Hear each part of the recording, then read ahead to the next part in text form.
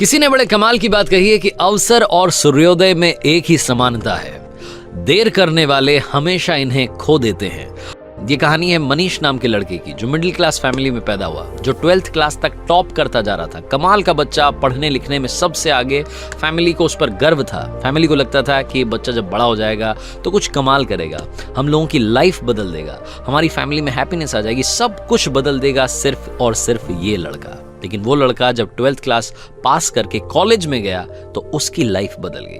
उसके आसपास ऐसे दोस्त आ गए जिन्होंने उसे बिगाड़ के रख दिया। देर रात तक पार्टी चलने लगी, घर वालों से झूठ बोल करके पैसा मंगाने लगा। घर वालों को समझ में आ रहा था, उन्होंने एक दिन इसको समझाने की कोशिश की, लेकिन मनीष ने घर वालों को डांट दिया कि आप मुझे ज्ञान मत दीजिए, मुझे सब कुछ मालूम है और आपके ज्ञान से बात नहीं बनेगी, आप शांत रहिए, मैं अपनी जिंदगी जी लूंगा। घर वालों ने कुछ नहीं बोला। 1 साल के बाद में जब रिजल्ट आया तो मनीष एक सब्जेक्ट में फेल हो गया, और जहां ये फेल होने वाली बात आई वहीं ये बात इसके ईगो को हर्ट कर गई कि जो लड़का 12th तक टॉप करता आ रहा था वो कॉलेज में जाते ही फेल कैसे हो सकता है। और ये जो फेल होने वाली बात थी इसके मन में, इसके दिमाग में इतना घर कर गई कि ये घर में बंद हो गया, एक कमरे में रहने लग गया, घर वालों से बात करना बंद कर दिया, दोस्तों के फोन उठाना बंद कर दिया, यहां तक कि बाहर आना जाना बंद कर दिया। मनीष धीरे धीरे डिप्रेशन का शिकार हो रहा था। ऐसा लग रहा था कि उसकी लाइफ में यहीं पर ही ब्रेक लग जाएगा, सब कुछ खत्म हो जाएगा।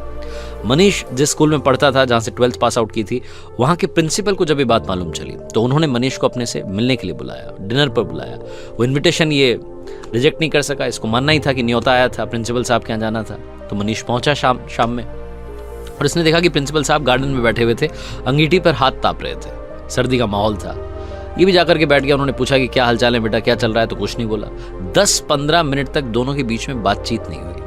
तो प्रिंसिपल साहब ने सोचा कि क्या अलग किया जाए। उन्होंने अंगीठी में से कोयले का टुकड़ा जल रहा था, उसको बाहर निकाला और धधकते हुए टुकड़े को मिट्टी में फेंक दिया। जैसे वो मिट्टी में फेंका, थोड़ी देर तो धधका, उसके बाद में वो बुझ गया।